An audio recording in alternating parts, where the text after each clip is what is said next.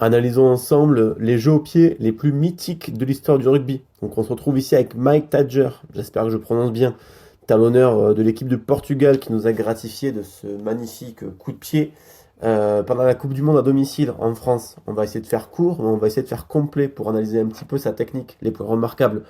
Le premier point qu'on peut facilement mettre en avant, c'est la qualité de sa posture. Durant toute la frappe, on va mettre un joli trait vert pour que vous puissiez comprendre.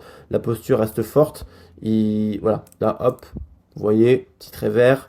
On va essayer de le mettre aussi sur une seconde séquence. Ici, regardez, posture super forte, super équilibrée. On peut mettre aussi en avant la qualité du bras opposé. Le jeu au pied, c'est une coordination contre-latérale. On appelle ça des chaînes croisées.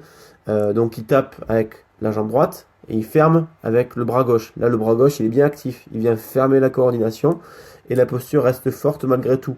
On peut observer facilement, et ça c'est un des trucs où on se pose beaucoup de questions. Est-ce qu'il faut lever la jambe? Est-ce qu'il faut... Bon, en gros, il faut que votre pied, là je vais entourer son pied droit, il s'oriente vers la cible. Si vous avez une bonne flexion de hanche, une bonne souplesse, pourquoi pas? Là c'est le cas, mais sinon c'est pas strictement obligatoire.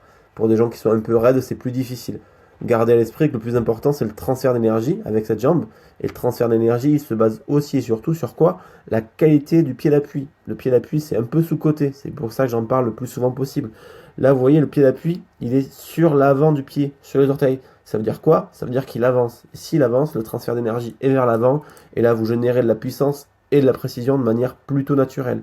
Donc, finalement, au niveau de la posture, il n'y a rien à dire. C'est fort, c'est équilibré.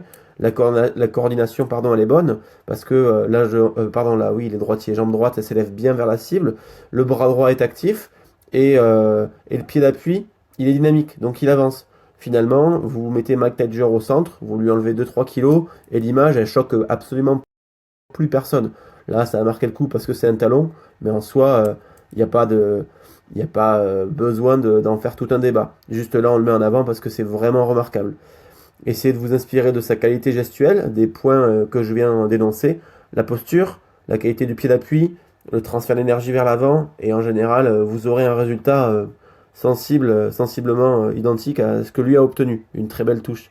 Allez, si cette analyse t'a plu, pense à t'abonner. Le club des buteurs. Ciao.